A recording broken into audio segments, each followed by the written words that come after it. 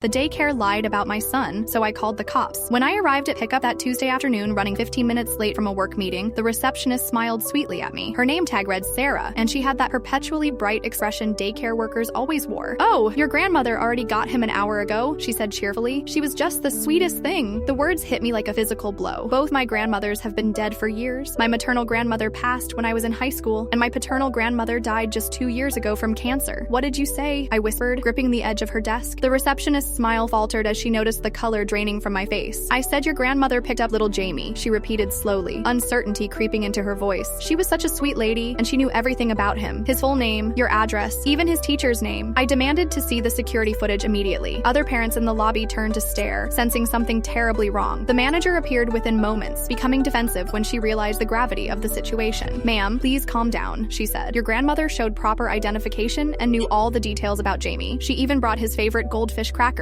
the dinosaur-shaped ones you pack in his lunch." I screamed that I had no living grandmothers, my voice echoing through the lobby. Several staff members gathered around, their faces growing pale as they understood what had happened under their watch. The footage made my knees buckle. There on the grainy monitor was an elderly woman I'd never seen before, calmly walking out hand in hand with my terrified 4-year-old son. Her silver hair was neatly styled, and she wore a conservative floral dress that made her look like everyone's ideal grandmother. But I could see the tension in Jamie's shoulders, the way he kept looking back with confusion. The woman had forged convincing documents and knew his full name, my address, his teacher's name, and his favorite snack. She'd done her homework with terrifying thoroughness. I called 911 while the daycare staff stood speechless, finally understanding they'd been complicit in a kidnapping. Police cars filled the parking lot within minutes, their lights casting eerie shadows across the playground equipment. The detective issued an Amber Alert immediately. "Whoever did this knew exactly what they were doing," she muttered while reviewing visitor logs. "This wasn't some crime of opportunity." My phone rang 2 hours later while I sat in the police station. "Unknown number. Your son is safe for now, but this will cost you $50,000, came a disguised mechanical voice. "No police or you'll never see him again." I kept the kidnapper talking while police traced the call. The SWAT team stormed a warehouse across town as darkness fell. I waited behind police barriers, heart pounding, watching armed officers disappear into the building. Every second stretched into eternity, until finally, an officer emerged carrying my son. Jamie was shaking but unharmed, still clutching his stuffed elephant. "Mommy, the old lady said you were in the hospital and needed me to come help you," he whispered through tears as I held him tighter than ever. She had manipulated his innocent desire to help his mother. But the real shock came during interrogation. The grandmother wasn't some random criminal. She was my ex-mother-in-law, working with my abusive ex-husband, who'd been denied all custody rights in our bitter divorce. They'd planned everything meticulously over months of surveillance, creating fake IDs and gathering inside knowledge from our custody battle. The daycare's negligent verification process had made their scheme easy to execute. Both were sentenced to federal prison for kidnapping. The daycare lost its license. Trust your instincts when something feels wrong.